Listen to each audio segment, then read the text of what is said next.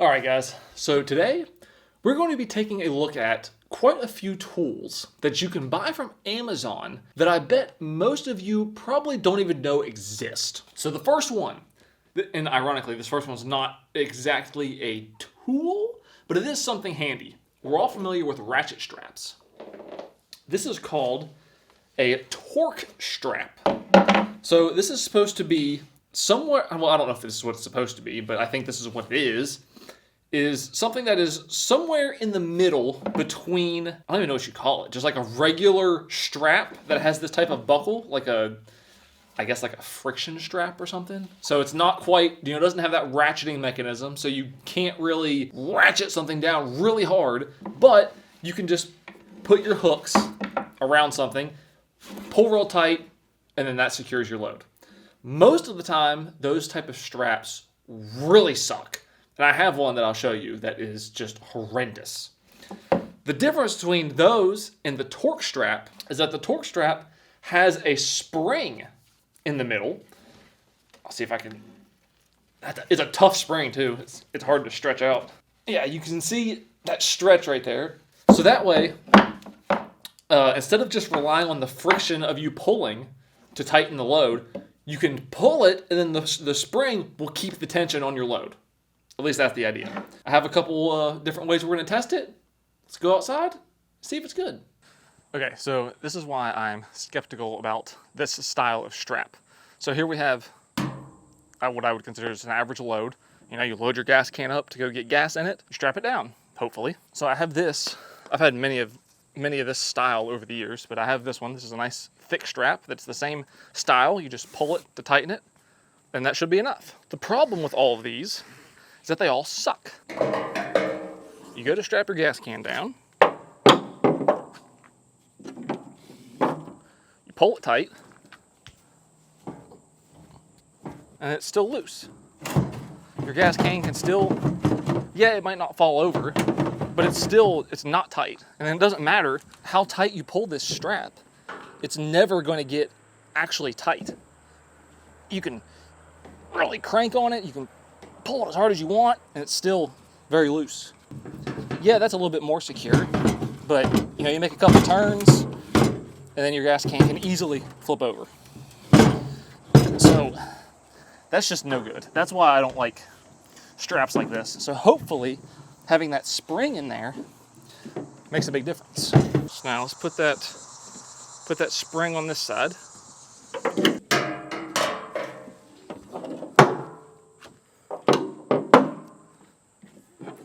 Let's see what the difference is.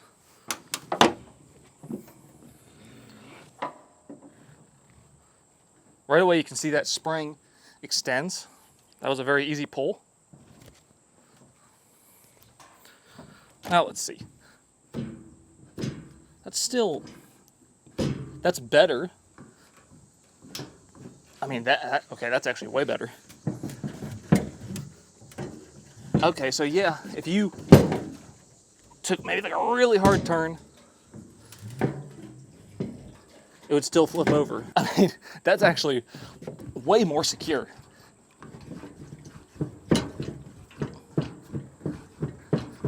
That's almost as much as a regular ratchet strap. So I'm actually impressed with that. I did notice it looked like the spring kind of loosened up a little bit. Maybe we need to cinch it down just a little bit more.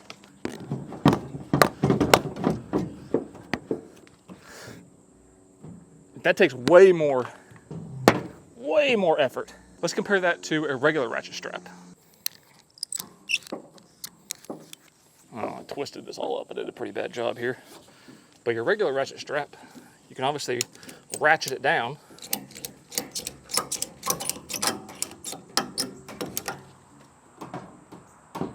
Now that's not going anywhere. I mean, you could, yeah, actually that's not going anywhere. Okay. So obviously a real ratchet strap is going to be better. The torque strap is probably, I'd say 70% of what a ratchet strap is. So that's pretty impressive, especially if you have something that's like a light load like this, something that you just don't want it to tip over. You're not strapping down a bulldozer or nothing. You just got something light. Let's try a 2x4, see how that affects it. Now, clearly a ratchet strap, we know it's going to be significantly better, but just for sake of comparison. Okay, you crank that down. I mean, you can move the entire truck with it. So you know that's not going anywhere. Now let's compare that to a torque strap. Something I like so far is how much faster the torque strap is. You don't have to mess around with the buckle so much. All right, let me just strap her down. I think that spring is fully extended. Yep.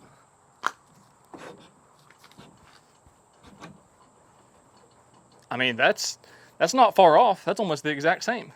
Yeah, if you grab the end of it, this side moves, but that happens with both. But I mean, that's not going anywhere. And I would completely trust that to haul a couple 2x4s, maybe even a whole load of 2x4s, because that's in there. So let's compare that to the old style. This is going to be absolutely atrocious. I can already tell you that. I'm about to get in here for this. That's a difference.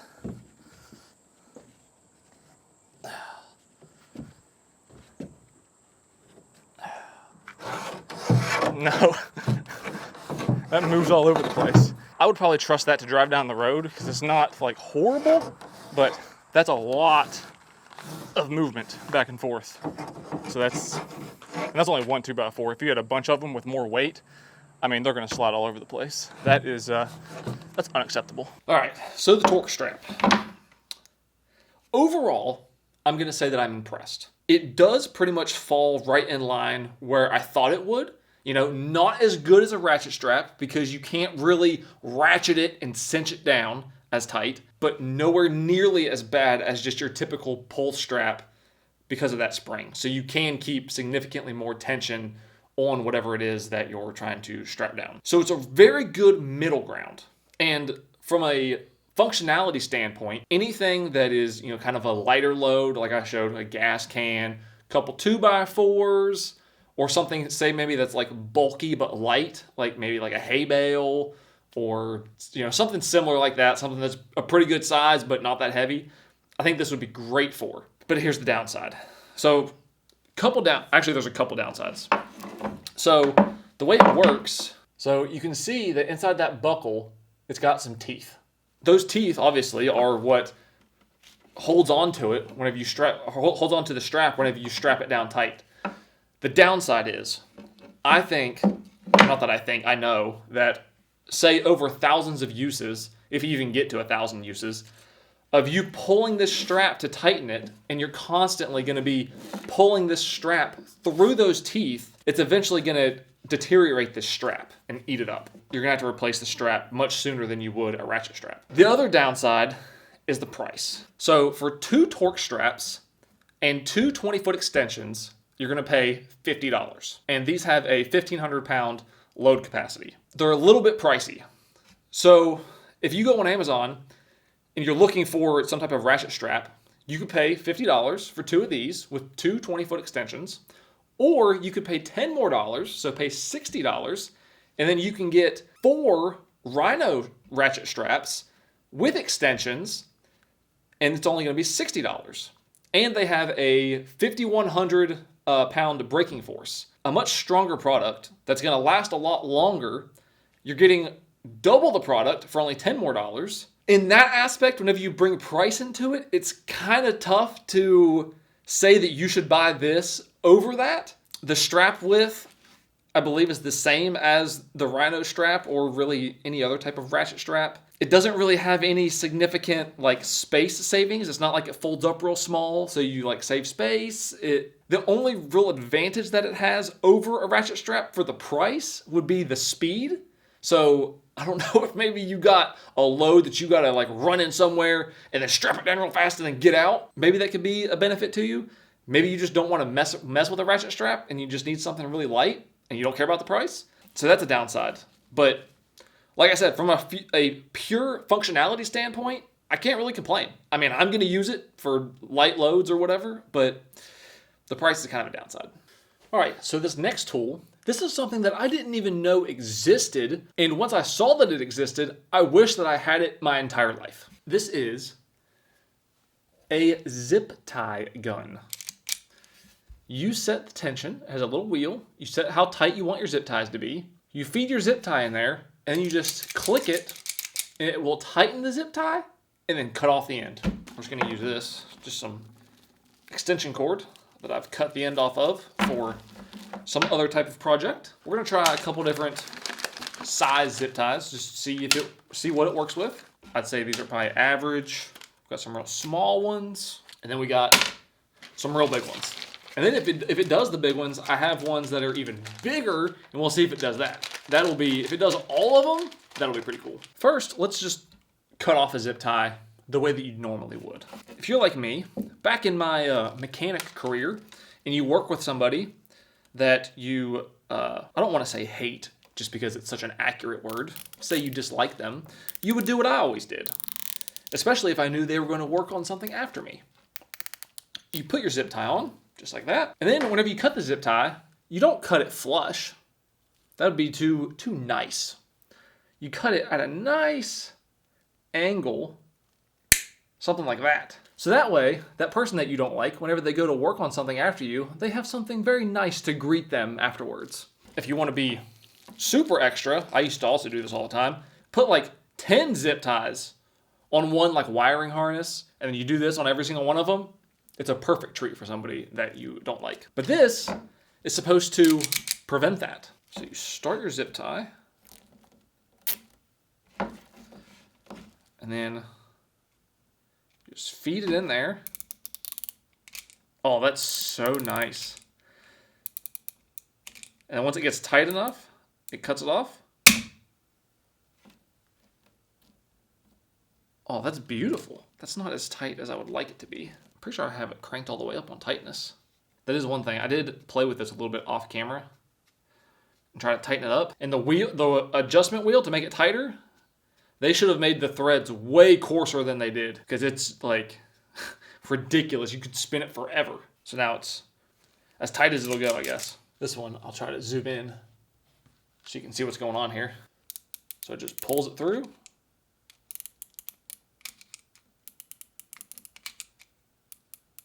Oh, that's way tighter. Boom. Yeah, you're not gonna cut yourself on that. I so wish that I had one of these whenever I was a mechanic, because I'm going slow obviously for the video, but you could just go through and just zip them down real tight, or not real tight, fast is the word I was looking for there. We got too much cord. Let's try this. Does it work with the little guys? Maybe if you were working on like a computer or something, you need a little tiny zip ties.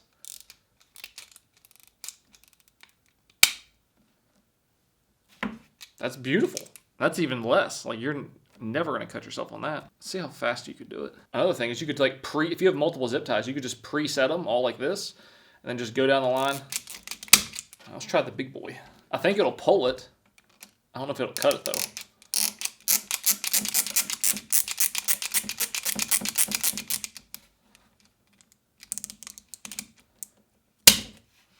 Oh, look at that. Cut it right off. Easy too. Does not get the big ones as tight. If you were going to use a zip tie this big, you would probably want it a lot tighter than that. So you would kind of do one of these numbers. It doesn't get the big ones that tight. I do have bigger ones. Let's try those. Let's see if it cuts those. These ones. These are very, very big zip ties. I'm not entirely sure what you'd use these for. Almost a little too thick.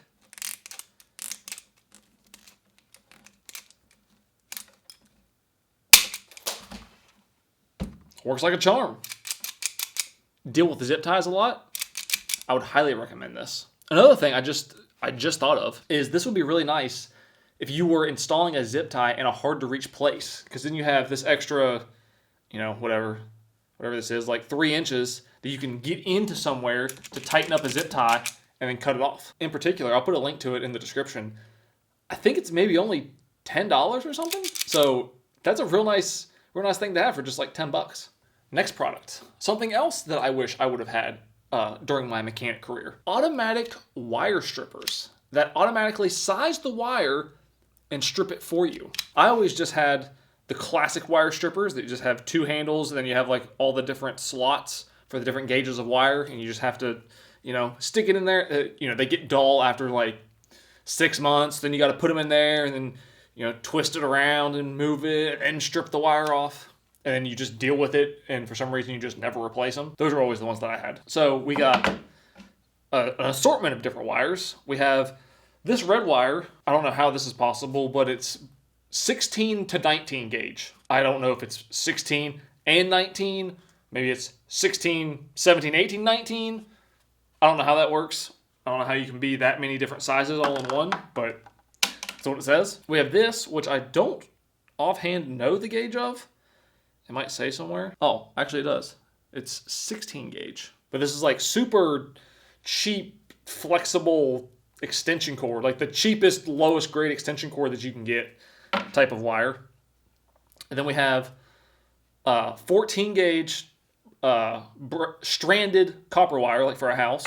And then 12 gauge copper stranded wire for a house. 12 gauge automotive wire, which these two, you would think just copper stranded wire that's 12 gauge, they would both be the exact same. I have that mixed up. This is 12 gauge. These are 14 gauge. Anyway, you'd think they would be the same, but they're not. The stranded house wire is way stiffer. So I don't know if there'll be a difference there. Then 12 gauge, and then I have a piece of really thick 10 gauge solid copper wire. So let's just see if we can strip the ends.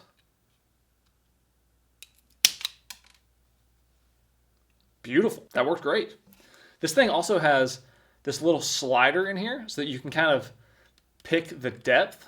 So say you just needed like a real shallow strip. So you can go over here. You can just strip off just a little tiny bit. Or say you needed a lot stripped off for whatever reason. This is probably what most people strip off whenever they need half that length, and then they just let the rest of the wire hang out and cause fires. We're going to leave this at about half. So strip that, no problem. It even has a little cutter on it, so you can cut your wire. That's great. I would have loved to have this. You can strip wires so fast. First, let's do this. Let's see if we can strip off this orange casing. Maybe not. Okay, never mind. That was a dumb idea. Yeah, strips that just fine. Imagine if you were doing like an outlet or something. Boom. All of them are stripped. Let's see. Can you strip 2 at once? Or 3 at once? It's probably wide enough to do 3 at once.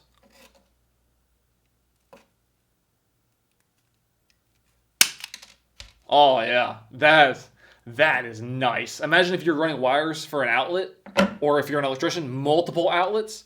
You can put all 3 in there at once and just strip them all off. That's something I didn't even think about. I like that. Go to our automotive wire. It got a little hung up there on that copper. That was great. Perfect. Try this house wire. That casing's a little tougher. I could feel that whenever I was doing it. Now they obviously do make much better versions of these. These were just the cheap ones from Amazon. But so far they work really great. Going up to 12 gauge now. The big boy stuff. Okay, that was... Ooh, that's no bueno. You're not going to be able to see that on camera. But it cut 3 strands of our copper. You don't want that. Let's try again. It did it again. It cut 2 strands of our copper. I think there might be an adjustment on this.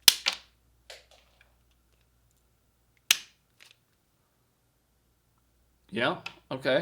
So now we're down to only cutting 1 strand. Maybe if we back it off a little more. So that's a little bit annoying if you have to, adjust it for each use case. Still cut 1 of them. That time it cut 2. Maybe this little knob ain't doing nothing. I thought this was for the tension. It's backed out all the way. Let's see.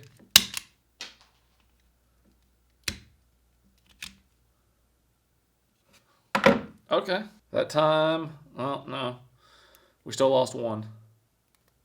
Well, we didn't entirely lose it. It just kind of like skimmed it and like pulled it out past the rest. So I think this is a tensioner. I just think this particular model, maybe where it's the cheaper one, it doesn't do as good of a job as if you bought a high quality one. So let's try the 10 gauge. Solid. This stuff is very, very stiff. Very hard to work with. I mean, it did it, but it dug the teeth in there quite a bit. Is it going to be able to cut it? No. The jaws will not cut it. Now, 10 gauge is like the max that it says it's rated for. But you'd think it'd be a little bit better with it. Maybe I got to tighten it up now? I think I broke it. Oh, maybe not. That actually worked perfect. Why did that work so much better all of a sudden?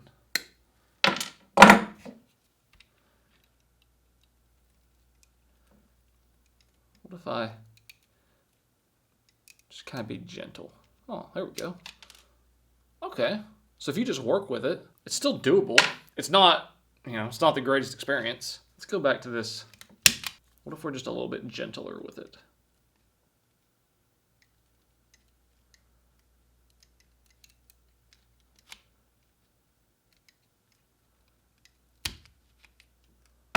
Okay. No, we still lost a strand. And I can tell that I've broke this thing, or something's not quite right anymore. Okay, like that.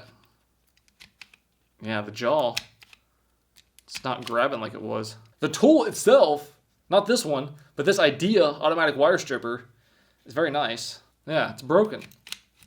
I just tightened it all the way up. Is it gonna strip anything now? Okay, so it'll strip that. Okay, so it's just not going to strip our 10 gauge anymore. Oh no, it worked that time. Okay, so now it's just intermittent. Anyway, you get the idea. Very handy, especially if you had a bunch of runs of wire to make.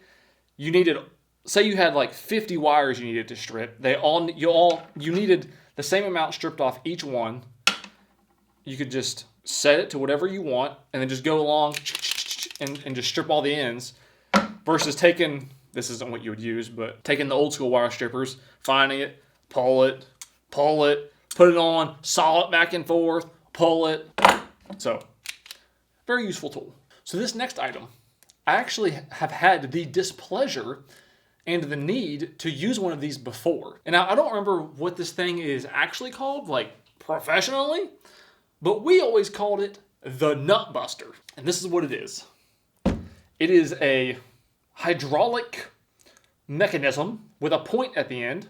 I think this is probably like maybe carbide or something. And then you put, if you have a nut that needs to be busted and it's rusty, it's on like some rusty bolt, like frame stuff, maybe like something on the exhaust, something very corroded, you can put the nut in here and then pump this up and then this will bust the nut so that you can get the bolt out. Like I said, I've had the displeasure of having to use one of these before. And it's not a very pleasant experience most of the time. We're going to see if this thing can bust some nuts. And first, so that most of you guys can relate, we're going to start off with the small ones. Should have brought a wrench so I could tighten these down a little bit. So I'm going to be using locking nuts. It really doesn't matter, but that's just what the store had.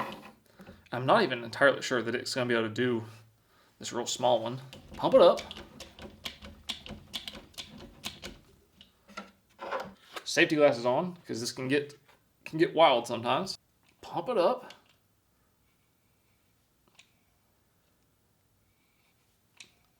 No way, it already went through there. That was so easy. I think part of it might still be attached. Maybe we just need to go from the other side. Sometimes you gotta hit it from both sides. But that was extremely easy.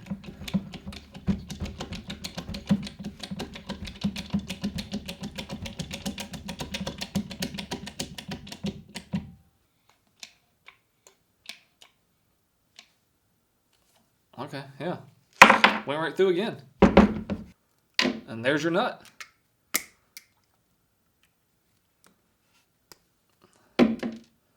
one side's really stuck on. There. And your bolt pretty much unfazed. And then you could pull this bolt out of, you know, whatever it is you're working on, and you're good to go. You just saved yourself 500 hours of pain and frustration. So we're gonna move on to a medium size. After seeing how easily it just sheared right through that small one, I don't think this is gonna be a problem.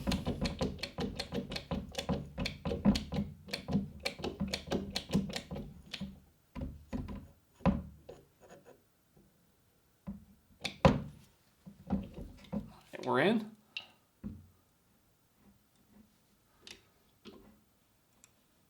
I mean, it's almost effortless.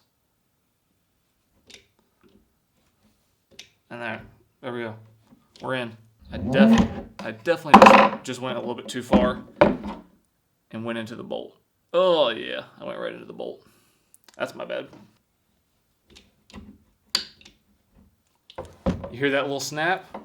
That means you're good to go. Boom. Your nut's free. That little spot right there where I just went too far. But if you don't go too far, you can get that nut off and you're completely fine. Until you're a mechanic, you can't truly appreciate how amazing this can be for you and how much time it can save you. I got a big nut. I'm just going to leave it off the bolt because I don't think it's really necessary to have the bolt in the equation. Let's see how effortlessly it goes right through this.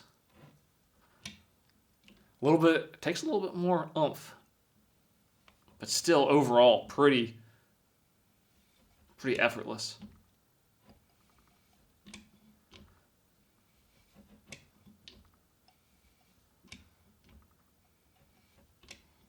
Without the bolt holding it in place, it just kind of squishes it. Huh. That's not what I expected.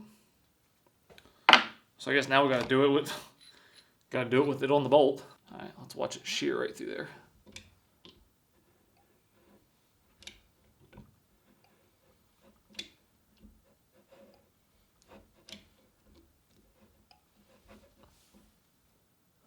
We're almost in.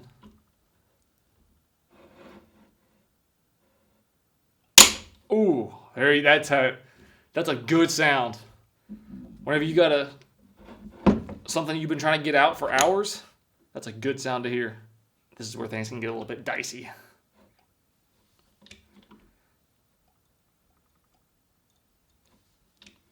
It's gotta pop. Probably. There we go. Look at that. Now that's what usually happens. There you go. Now your bolt, completely fine. Threads aren't messed up, nothing. You can just, I think I have another nut somewhere. Replace your part or whatever. Thread another nut on there. You're good to go. If you have a need for something like this, one of these is an absolute lifesaver. I cannot recommend having one of these in your toolbox enough. Even if you only use it once every 5 years and it saves you that one time, it's completely worth it. Our next tool, another thing I didn't know existed.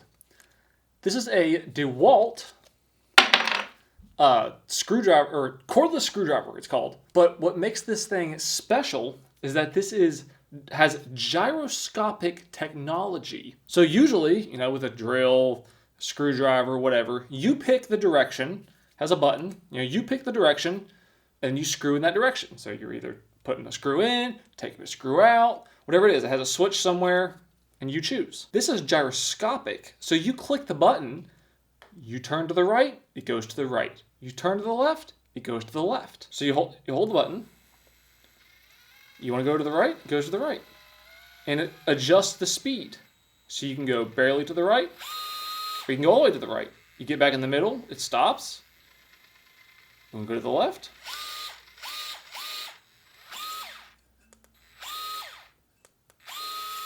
This part is kind of confusing to me. I'm not entirely sure how it does this.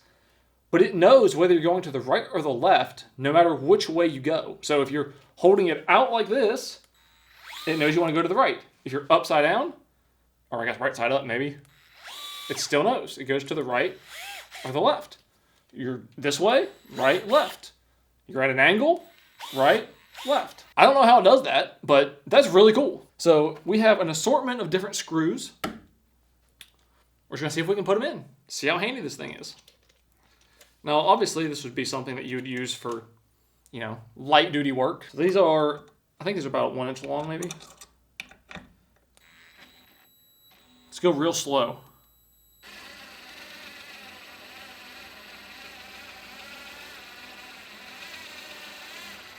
This thing's got some torque. Especially to go that slow. Wait a minute. Is that where it cuts off? Torque's gonna be a little bit of an issue, I can see.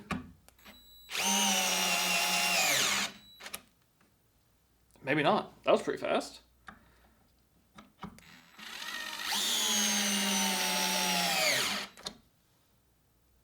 How does it know exactly when the screw is all the way in?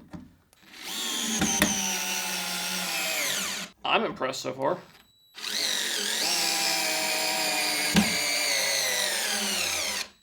Oh, come on. Wait a minute. Can you use it as a regular screwdriver if you have to? Oh, you totally can. You can just do it yourself if you want.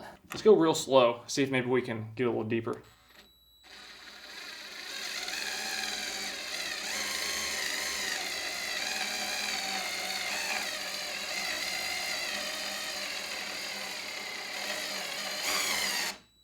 Oh, come on.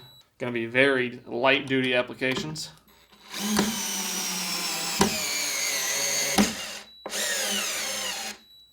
The bit keeps jumping out because this bit is like trash.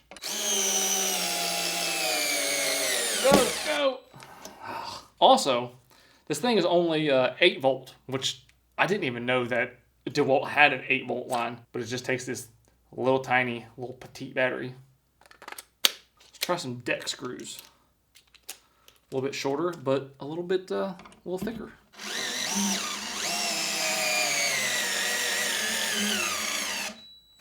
Come on.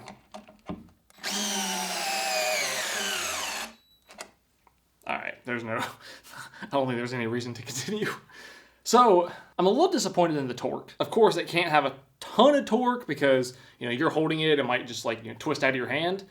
But I feel like it should, and I feel like it could, have way more torque. You can just, you know, use both hands or whatever, but maybe it's like a liability issue or something. But for super light duty stuff, like say if you were taking apart a computer and you just, you know, needed something to just go real gentle in there, or maybe you were, I mean, maybe like gaming console, I mean, anything like electronics based that's like real delicate, you just need something, maybe you need like an extension, you just need to get in somewhere and just barely turn something. If you're taking apart, say, like the interior of a car, I think it would be great for that. I don't know how long the gyroscopic technology holds up. I can tell you it's very intuitive and it's very nice to not have to switch back and forth to where you can just, you know, turn and then, you know, adjust your speed just by movement. I really like that, even though I'm not a fan of DeWalt. I think they did a good job. I just wish it had a little bit more torque. Our last item, and it has been warming up here. This is essentially a soldering iron for wood, but it comes with a bunch of different tips, which you can see here. And it's made for, like, to do art on wood. Now, I have no artistic ability whatsoever, so you're not going to be able to see the full, I guess, capacity of what these things can do. It also does have something I'm interested in. I wish I had some type of like foam or something to cut. Man, this case sucks. You can't hardly get these things out of here. But it does have a little thing to hold a razor blade. So you could use a hot razor blade to presumably like cut foam or something. So right now it just has this like wedge type tip and it should be hot enough. I got a piece of wood. Let's just do some art, I guess. Let's write like a message. Oh, okay, that thing means business.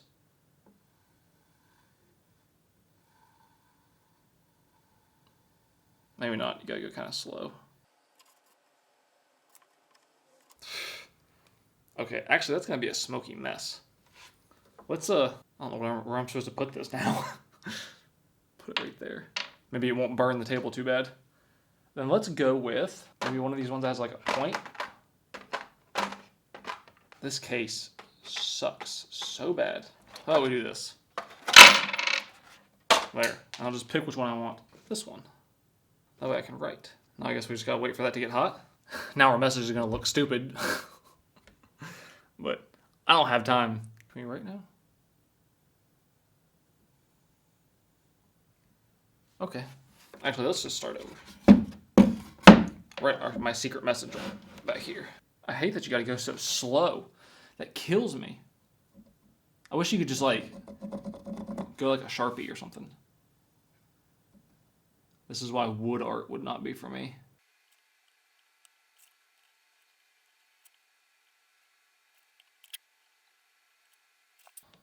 I guess we ran out of heat.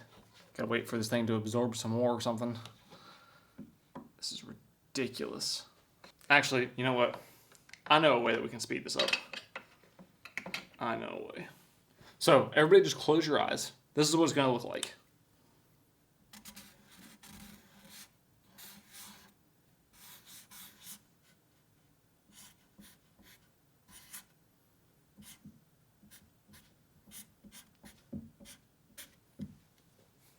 There. That's exactly what it would look like. It's just, this took 1/20th the time of this. All jokes aside, I do think that this is kind of cool if you have artistic ability, which I do not. So I do want to see, I want to try, there's a couple of these tips that just look like they do really weird stuff. So I do want to try some of those out. Okay. This one looks like a, I don't know. That thing stinks when you put it on there. It has some type of like crosshatch pattern or something. Oh. That's actually kind of cool. I don't know what in the world you'd use that for. Maybe almost kind of like a brand. This one looks almost kind of like the same thing. Then you got this one that's like a really big flat surface. I guess you could, if you're really trying to like color something in. It almost looks like a little trowel or something for like concrete. Maybe you were trying to do something like real decorative. All right, let's see this. Oh, that's cool.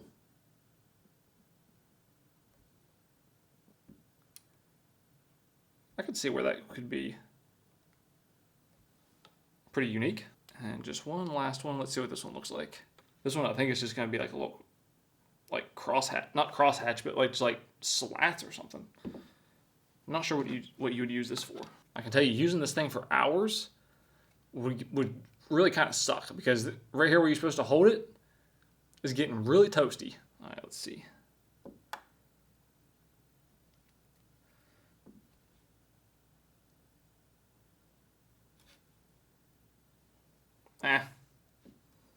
That's kind of lame. Yeah, that's not as cool as these. These are much cooler. That's your wood soldering iron for art. Those are all the things I have to show you today. Hope you enjoyed it. Thank you so much for watching. I'll see you in the next one.